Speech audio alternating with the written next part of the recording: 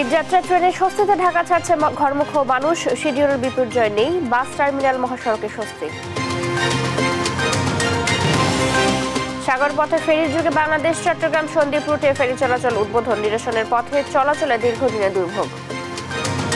ফেরি হওয়াতে তো আমি অত্যন্ত খুশি। ফেরিটা হবে এখন খুব ভালো লাগছে, যাতে মাল ডাল এগুলো খুব সুবিধা হবে। স্বপ্নেও ভাবি নাই যে সন্দ্বীপের মুখ হয়ে আমরা এই গাড়ি নিয়ে সন্দ্বীপ যাব কখনো। রাজধানীর রামপুরার অটোরিকশা গ্যারেজে আগুন, 1.5 ঘন্টা চেষ্টা নিয়ন্ত্রণে পুড়েছে ফার্নিচার দোকানও, তদন্তে ফায়ার সার্ভিস। জুলাই হত্যা মামলায় সাবেক আইজিপি শহীদুল হক সহ 6 জনকে ট্রাইব্যুনালে হাজির, ওবায়দুল হত্যা মামলায় 4 দিনের রিমান্ডে পলক। চীনা রাষ্ট্রদূতের মন্তব্য ঘিরে আলোচনায় প্রধান উপদেষ্টার চীন সফর, নির্বাচিত সরকার ছাড়া বড় বিনিয়োগের সম্ভাবনা ক্ষীণ বলছেন বিশ্লেষকরা। এবং সার্বভৌমত্ব ও শুল্ক প্রশ্নে নজিরবিহীন সংকটের মুখে কানাডা, ট্রাম্পের হাত থেকে দেশ রক্ষায় আগাম নির্বাচনের ঘোষণা স্বাগত জানিয়ে প্রচারের প্রার্থীরা। দেখছিলেন সংবাদ শিরোনাম, এবারে বিস্তারিত সংবাদ। দুপুরে আপনাদের সাথে আছি চৈতি সরওয়ার। ঈদ উল ফিতর উপলক্ষে রেল ও সড়ক পথে শুরু হয়েছে ঈদযাত্রা। ঈদে ঘরমুখ মানুষের যাতায়াতে বিশেষ ব্যবস্থা করেছে বাংলাদেশ রেলওয়ে ও বাস মালিকরা। সোমবার ভোর 6টায় ঢাকা রেলওয়ে স্টেশন থেকে রাজশাহীর উদ্দেশ্যে ছেড়ে যাওয়া ধূমকেতু এক্সপ্রেসের যাত্রা শুরুর মাধ্যমে এবারের ঈদ উল ফিতরের ট্রেন যাত্রা শুরু হয়েছে। সকাল থেকে বেশ নির্বিঘ্নে রেলপথে ঢাকা ছেড়েছেন যাত্রীরা। এখনো পর্যন্ত 43টির মধ্যে 4টি আন্তনগর ট্রেন ঢাকা ছেড়েছে। এছাড়াও ঈদ উল ফিতর পরবর্তী ফিরতি ট্রেন যাত্রা অগ্রিম টিকিট বিক্রি শুরু করেছে বাংলাদেশ রেলওয়ে। আগামী 3রা এপ্রিলের আন্তনগর ট্রেনের টিকিট বিক্রি হচ্ছে আজ। এদিকে সড়ক পথের ঈদ যাত্রা শুরু হয়েছে আজ, তবে এখনো নেই যাত্রী চাপ। সকাল থেকেই রাজধানীর বাস টার্মিনালগুলোতে দেখা যায় প্রতিদিনকার নিয়মিত চিত্র। না, কোনো ভোগান্তি হয় না, ইনশাল্লাহ আমরা ভালোভাবেই আসছি। না, আপাতত টিকিট পাইনি দেখে এখন লোকালে কেটেছি আর কি। এটা রাজশাহী এক্সপ্রেস, যেটা ওই কমেন্টে যেটা ট্রেনটা আছে ওইটাতে কেটেছে আর কি। ঈদ যাত্রার খবর জানাতে কমলাপুর স্টেশন থেকে সরাসরি যুক্ত হচ্ছেন আমাদের সহকর্মী আলিমুজ্জামান সাফওয়ান, এবং চট্টগ্রাম স্টেশন থেকে আরো যুক্ত আছেন সহকর্মী আজিজা হক পায়েল। শুরুতেই যাচ্ছি সাফওয়ানের কাছে। সাফওয়ান, বিভিন্ন রুটের ট্রেন যথাসময় ছেড়ে যাচ্ছে কিনা জানাবেন, কোনো ধরনের বিলম্ব রয়েছে কিনা?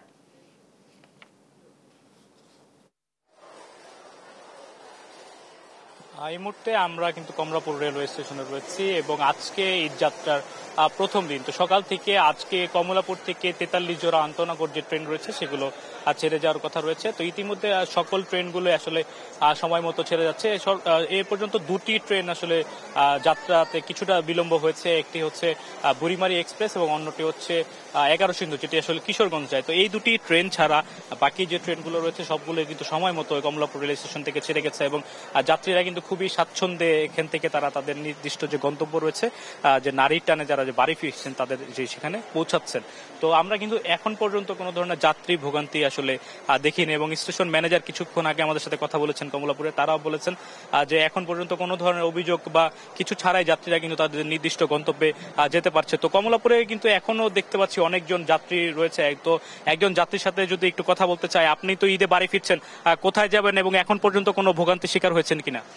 আসসালামু আলাইকুম। জি, আমি ঈদে বাড়ি যাচ্ছি। আমার বাড়ি ময়মনসিংহ জেলায় গফরগাঁও উপজেলাতে।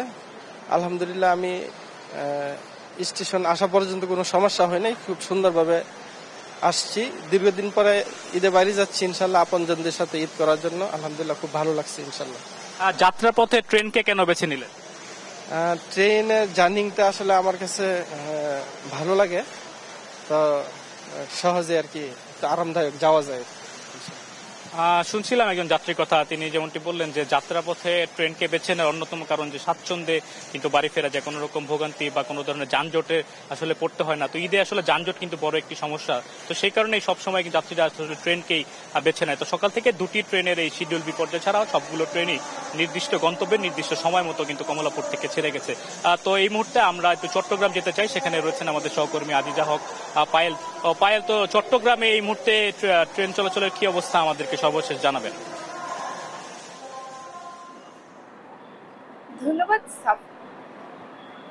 ধন্যবাদ সাফওয়ান আপনাকে। এতক্ষণ জানাচ্ছিলেন ঢাকার রেলের আপডেট। এখন আমি আছি চট্টগ্রামের রেল স্টেশনে। রেল স্টেশনে আজ থেকে আপনারা সকলেই জানেন, আজ থেকে শুরু হয়েছে ঈদ যাত্রা। সবাই হাসি মুখে নারীর টানে বাড়ি ফিরছে। আমরা দেখতে পাচ্ছি আমাদের পেছনে একটি ট্রেন দাঁড়িয়ে আছে, যেটি এখন ঢাকার উদ্দেশ্যে রওনা হবেন। সকাল থেকেই একটির পর একটি ট্রেন ছেড়ে যাচ্ছে বাড়ির উদ্দেশ্যে। তাদের এই ঈদ যাত্রায় তারা বাড়ির উদ্দেশ্যে রওনা দিচ্ছে। তাদের সামনেই কথা বলে কয়েকজন যাত্রীর সাথে কথা বলে জানতে পেরেছি তারা ঈদের যে ভোগান্তি, সেই ভোগান্তি এড়াতে এবার অগ্রিম টিকিট কেটেই বাড়ি যাচ্ছে এমনটি জানিয়েছেন।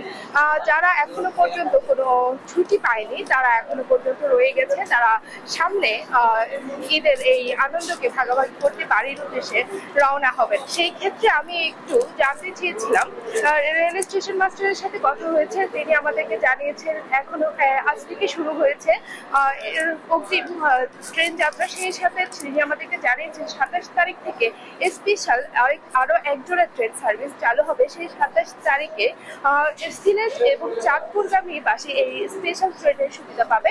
এছাড়া একেবারে স্বাভাবিক রয়েছে ট্রেনের এই ট্রেন চলাচল। এখনো পর্যন্ত কোনো ধরনের বিপর্যয়ের সৃষ্টি হয়নি। কোনো ধরনের আমরা জানতে পেরেছিলাম ট্রেনের ইঞ্জিন জটিলতা রয়েছে, সংকট থাকতে পারে, সেই জন্য তারা পর্যাপ্ত ব্যবস্থা নিয়েছেন এমনটি আমাদেরকে জানিয়েছেন। সেই সাথে তিনি আমাদেরকে আরো জানিয়েছেন চট্টগ্রাম থেকে আজ থেকে শুরু হয়েছে ঈদ পরবর্তী টিকিট বিক্রয়। সে টিকিট অনলাইন এবং অফলাইন দুভাবেই যারা ঈদ পরবর্তীতে এই ব্যস্ত শহরে ফিরে আসবেন তারা তাদের এই অগ্রিম টিকিটটি নিতে পারবেন এমনটি তারা আমাদেরকে জানিয়েছেন। এই ছিল চট্টগ্রাম থেকে ঈদ যাত্রার সর্বশেষ। পায়েল, ধন্যবাদ আপনাকে। ঈদ যাত্রার খবর জানাতে ঢাকা এবং চট্টগ্রাম রেল স্টেশন থেকে যুক্ত ছিলেন আমাদের দুজন সহকর্মী।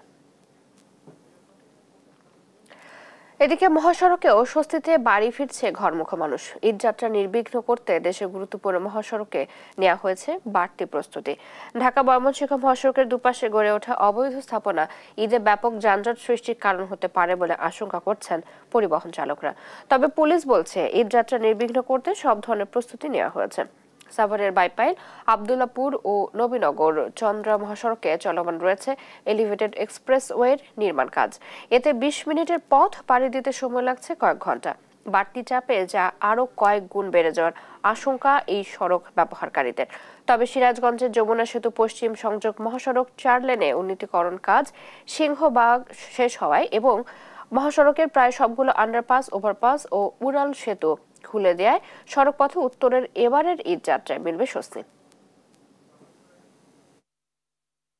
যেসব জায়গায় দুর্ঘটনাপ্রবণ এলাকা এবং যানজট হতে পারে এগুলো জায়গা আমরা আগে চিহ্নিত করে রেখেছি এবং এগুলো নিয়ে দফায় দফায় আমাদের সঙ্গে জেলা প্রশাসন, সাথে সড়ক জনপদ, হাইওয়ে পুলিশের সঙ্গে দফায় দফায় আমাদের মিটিং হয়েছে। আমরা আশা করতেছি যে বরাবরের চাইতে এবার একটা স্বস্তির ঈদ উপহার দিতে পারবো। সিরাজগঞ্জের মহাসড়কে 4 লেন খুলে দেওয়ার পাশাপাশি তৈরি হচ্ছে প্রায় সব আন্ডারপাস, ওভারপাস এবং রেল ওভারপাস। ফলে এবারের ঈদ যাত্রা হবে ভোগান্তিমুক্ত। এই বিষয়ে আরো জানাতে যুক্ত হচ্ছেন আমাদের সহকর্মী শুভ কুমার ঘোষ। শুভ, মহাসড়কে ঈদ যাত্রায় যানজটের সংখ্যা রয়েছে কিনা, পরিস্থিতি কেমন দেখছেন জানাবেন। জয়তী, সিরাজগঞ্জে কিন্তু এবারে যানজটের সম্ভাবনা নেই বললেই চলে, যেহেতু যমুনা সেতু পশ্চিম মহাসড়কের 4 লেনটা খুলে দেওয়া হয়েছে। পাশাপাশি প্রায় সকল আন্ডারপাস, ওভারপাস এবং রেলওয়ে ওভারপাস খুলে দেওয়া হয়েছে। ফলে কিন্তু সিরাজগঞ্জে এবার যাত্রী ভোগান্তি যেটা থাকে ঈদ যাত্রায় ঘরমুখো মানুষের, সেই ভোগান্তি এবার হবে না বলে ধারণা করা হচ্ছে। আমরা কিন্তু এই মুহূর্তে দাঁড়িয়ে আছি ঢাকা থেকে রাজশাহী, যে ঢাকা রাজশাহীগামী যে মহাসড়ক, সেই মহাসড়কে। এখানে কিন্তু আপনি দেখছেন যে এই যে সড়কটা আমরা দেখতে পাচ্ছি, এই মহাসড়কটাও কিন্তু কাজ করা হয়েছে, যে মেরামত করা হয়েছে যেন যাত্রী ভোগান্তিগুলো না হয়। পাশাপাশি মহাসড়কে কিন্তু পর্যাপ্ত পুলিশ কাজ করছেন। এছাড়াও আগামীকাল থেকে কিন্তু হাইওয়ে পুলিশের পক্ষ থেকে ঈদ যাত্রা উপলক্ষে যে করা হয়ে যাবে, পরশুদিন থেকে কিন্তু জেলা পুলিশের পক্ষ থেকে পুলিশ মোতায়েন করা হবে বলে জানানো হয়েছে। ফলে এবারে যে ঈদ যাত্রা, সেই ঈদ যাত্রাটা অনেকটাই ভোগান্তি মুক্ত হবে। পাশাপাশি যে ঝুঁকিপূর্ণ জায়গাগুলো আছে, সেই ঝুঁকিপূর্ণ জায়গাগুলোতে কিন্তু অতিরিক্ত পুলিশ মোতায়েন থাকবে, টহল থাকবে, মোবাইল টিম থাকবে। এছাড়াও এবার কিন্তু ড্রোন দিয়েও কিন্তু এই মহাসড়ক তদারকি করা হবে, যার ফলে এবারে কিন্তু অনেকটাই ভোগান্তিমুক্ত হবে ঈদযাত্রা। আমরা এই বিষয়গুলো নিয়ে একটু কথা বলবো। হাটিকুমরুল হাইওয়ে থানা পুলিশের একজন সেকেন্ড এসআই আছেন, যার সঙ্গে যে সার্জেন্ট কে এম ফয়সাল, আপনি একটু আমাদেরকে জানাবেন যে আপনাদের ঈদযাত্রা নিয়ে এবার প্রস্তুতি কেমন আছে। আসসালামু আলাইকুম, ধন্যবাদ আপনাকে। আপনারা জানেন হাটিকুমরুল হাইওয়ে থানা যে প্রবেশদ্বার, উত্তরবঙ্গের প্রবেশদ্বার, আমাদের সুযোগ্য পুলিশ সুপার মহোদয় অ্যাডিশনাল ডিআইজি পদে পদোন্নতিপ্রাপ্ত মোহাম্মদ শহীদুল্লাহ স্যার এবং আমাদের বগুড়া সার্কেলের সিনিয়র এএসপি হাশমি স্যার, আমাদের অফিসার ইনচার্জ মহোদয় মোহাম্মদ আব্দুর রউফ স্যার, এনাদের সার্বিক তত্ত্বাবধানে আমাদের হাইওয়ে পুলিশ আপনাদের ঈদ যাত্রার জন্য সর্বাত্মক সহযোগিতা করবেন এবং আমাদের হাইওয়ে পুলিশ সর্বদা সশস্ত্র থাকবে।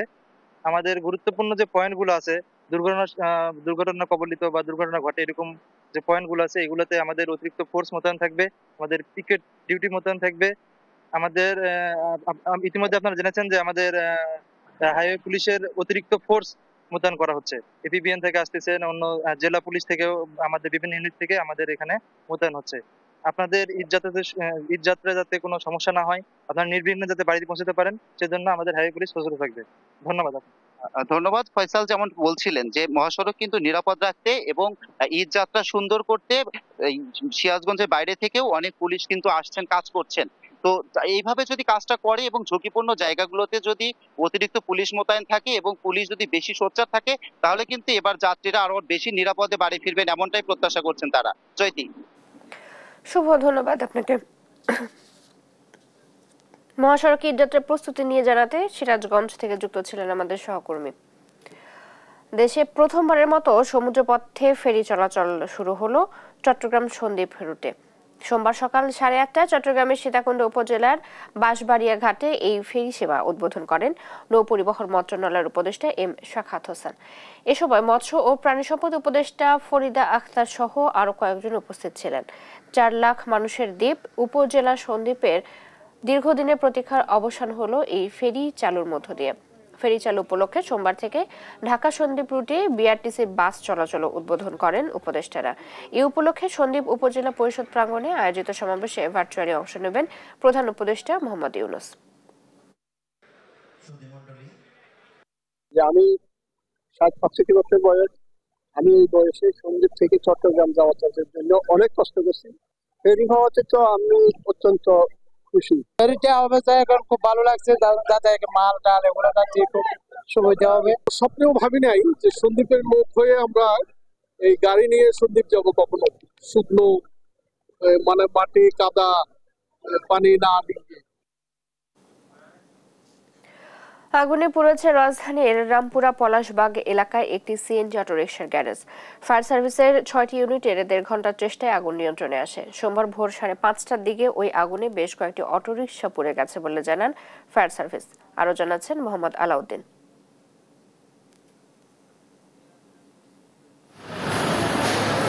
রাজধানীর রামপুরা টিভি সেন্টারের পাশে পলাশবাগ এলাকার সিএনজি চালিত অটোরিকশার একটি গ্যারেজে ভোরে আগুন লাগে। পরে ফায়ার সার্ভিসের 6টি ইউনিট 1.5 ঘন্টা চেষ্টায় আগুন নিয়ন্ত্রণে আনতে সক্ষম হয়। সোমবার ভোর 5:30টার দিকে লাগা আগুনে বেশ কয়েকটি অটোরিকশা পুড়ে গেছে বলে জানায় ফায়ার সার্ভিস। চারিদিক দিয়ে আমরা অ্যাটাক করি, যার কারণে আগুনটা অন্য কোনো দিকে ছড়াতে পারে নাই। ফার্নিচারের কারখানা ছিল, সেটা ক্ষতিগ্রস্ত হয়। সিএনজির গ্যারেজ ছিল, সেখানেও ক্ষতিগ্রস্ত হয়, এবং এখানে তুলার একটা গুদাম ছিল, সেটাও ক্ষতিগ্রস্ত হয়। ফায়ার সার্ভিস আসতে দেরি হওয়ায় ক্ষয়ক্ষতির পরিমাণ বেড়েছে। এতে গ্যারেজের পাশের ফার্নিচারের শোরুম ও চায়ের দোকানেও আগুন ছড়িয়ে পড়ে। একটা দুটা করে 5টা 10টা করে গাড়ি, এই গাড়িগুলো সব পুড়ে গেছে। আমাদের যে আজকে যে ক্ষতি হয়েছে, সেই ক্ষতি মুখের ভাষায় বলা সম্ভব না। আমরা ঈদের জন্য অনেক মাল উঠে রেখেছিলাম, যে ঈদের পরে কারখানা বন্ধ থাকবে, এগুলো আমরা বিক্রি করব। আমরা অনেক ক্ষয়ক্ষতি হয়েছে। ফায়ার সার্ভিস জানায় আগুনের খবর পেয়ে খিলগাঁও, বাড়িধারা, তেজগাঁও ও সিদ্দিকবাজার ফায়ার স্টেশনের 6টি ইউনিট আগুন নিয়ন্ত্রণে অংশ নেয়। তাৎক্ষণিকভাবে আগুনের কারণ ও ক্ষয়ক্ষতির পরিমাণ জানা যায়নি। মোহাম্মদ আলাউদ্দিন, দেশ টিভি, ঢাকা। বৈষম্য বিরোধী ছাত্র আন্দোলনের সময় জুলাই আগস্টে গণহত্যা সহ মানবতা বিরোধী অপরাধের ঘটনায় সাবেক আইজিপি AKM শহীদুল হক সহ 6 আসামিকে আন্তর্জাতিক অপরাধ ট্রাইব্যুনালে হাজির করা হয়েছে। সোমবার সকালে আলাদা 3টি মামলায় 6 আসামিকে কারাগার থেকে ট্রাইব্যুনালে হাজির করা হয়। অন্য আসামিরা হলেন ডিএমপির সাবেক কমিশনার আসাদুজ্জামান মিয়া এবং ডিএমপির মিরপুর বিভাগের সাবেক ডিসি জসিমউদ্দিন মোল্লা, সাবেক ASI চঞ্চল চন্দন সরকার, সাবেক সহকারী পুলিশ কমিশনার রাজন কুমার সাহা এবং সাবেক অতিরিক্ত উপ পুলিশ কমিশনার SM মাইনুল ইসলাম। এদিকে যাত্রাবাড়ী থানার ওবায়দুল হত্যা মামলায় সাবেক আইসিটি প্রতিমন্ত্রী জুনায়েদ আহমেদ পলকের আবারও 4 দিনের রিমান্ড মঞ্জুর করেছেন আদালত। এছাড়া সাবেক মন্ত্রী কামরুল ইসলাম পলক, কামাল আহমেদ মজুমদার, সাবেক মেয়র আতিকুল ইসলামকে নতুন মামলায় গ্রেপ্তার দেখানো হয়েছে।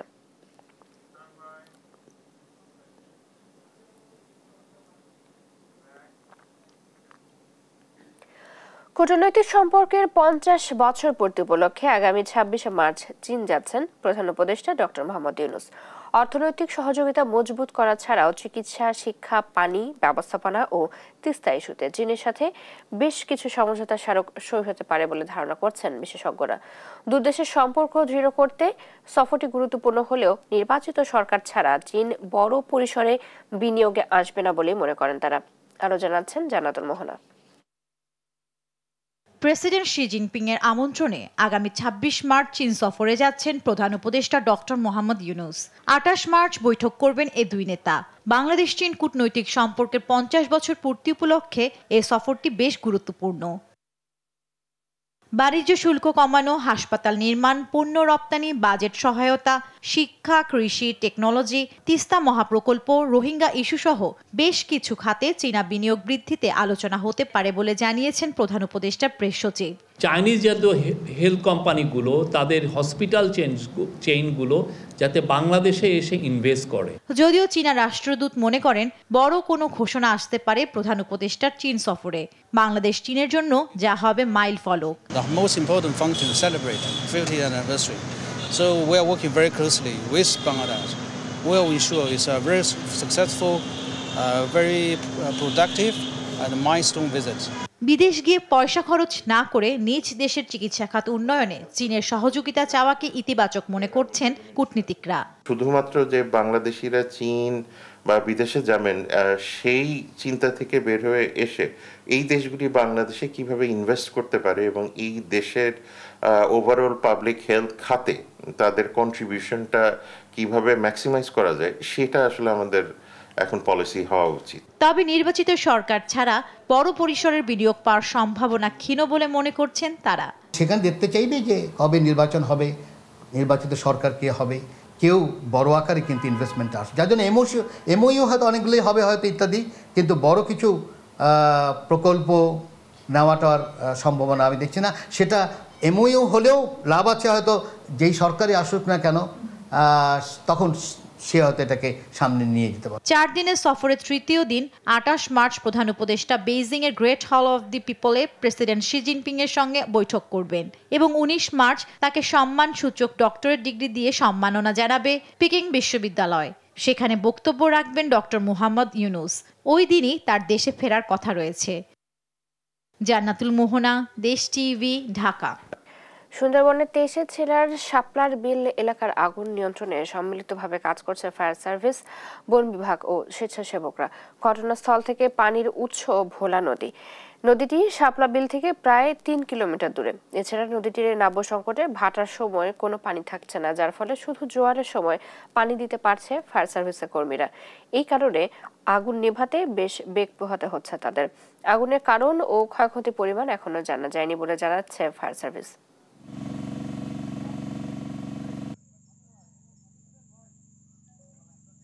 গতকালকে আসার পরে আমরা আগুনটা যেখানে পেয়েছিলাম আমরা সেখানেই সেটাকে আবদ্ধ করে রাখতে পেরেছি। আগুনটা আর ছড়াতে আমরা দেই নাই। সারা রাত্র কাজ করার পরে সকালে আগুনের প্রকোপটা এখন অনেকই কমে গেছে। তো কিছু কিছু জায়গায় এখন আগুন জ্বলতেছে, যেহেতু এখানে পাতা এবং গাছের ডালপালার স্তর অনেক পুরু, দেখা যায় যে নিচে থেকে আবার আগুন জ্বলে ওঠে, এরকম একটা অবস্থা। 26শে মার্চ মহান স্বাধীনতা ও জাতীয় দিবস উপলক্ষে আগের মতোই জাতীয় পর্যায়ে নানা কর্মসূচির আয়োজন করা হচ্ছে। সারা দেশে প্রত্যুষে 31 বার তোপধ্বনির মাধ্যমে দিবসটির সূচনা হবে। সূর্যোদয়ের সাথে সাথে রাষ্ট্রপতি মোহাম্মদ শাহাবুদ্দিন ও প্রধান উপদেষ্টা ডক্টর মোহাম্মদ ইউনুস সাভারে জাতীয় স্মৃতিসৌধে পুষ্পস্তবক অর্পণ করবেন। এছাড়া বিদেশি কূটনৈতিক, বিভিন্ন রাজনৈতিক ও সামাজিক সংগঠন সহ সর্বস্তরের জনগণ স্মৃতিসৌধে পুষ্পস্তবক অর্পণ করে শহীদ বীর মুক্তিযোদ্ধাদের প্রতি শ্রদ্ধা জানাবেন। এছাড়াও জেলা ও উপজেলার স্মৃতিসৌধে পুষ্পস্তবক অর্পণ করা হবে। দেশের সব বিভাগ, জেলা ও উপজেলা পর্যায়ে জাতীয় পতাকা উত্তোলন, জাতীয় সঙ্গীত পরিবেশন, শিক্ষা প্রতিষ্ঠানের ছাত্রছাত্রীদের সমাবেশ ও কুচকাওয়াজ অনুষ্ঠিত হবে। বিসিবি বোর্ড এবং তামিম ইকবালের এই বিষয়ে আরো জানাতে সরাসরি যুক্ত হচ্ছেন আমাদের সহকর্মী রিফাত আঞ্জুম। রিফাত, তামিম ইকবালের অসুস্থতার বিষয়ে সর্বশেষ কি তথ্য আছে জানাবেন?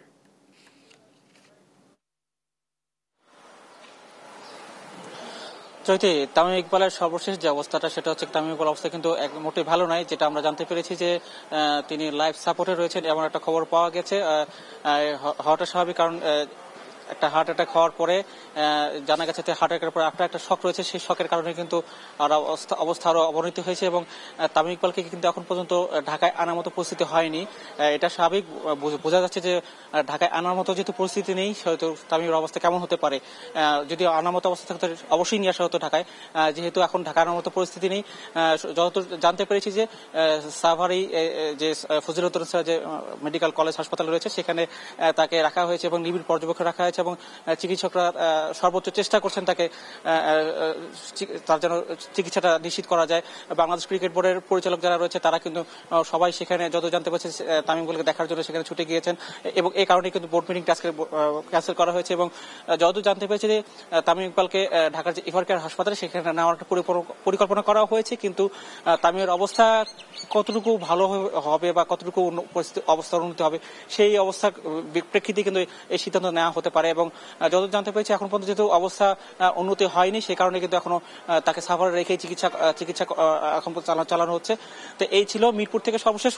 পরবর্তীতে কোনো আপডেট আসলে আমরা খুব দ্রুত আপনাদের জানিয়ে দেবো। নিশ্চয়ই রিফাত, ধন্যবাদ আপনাকে।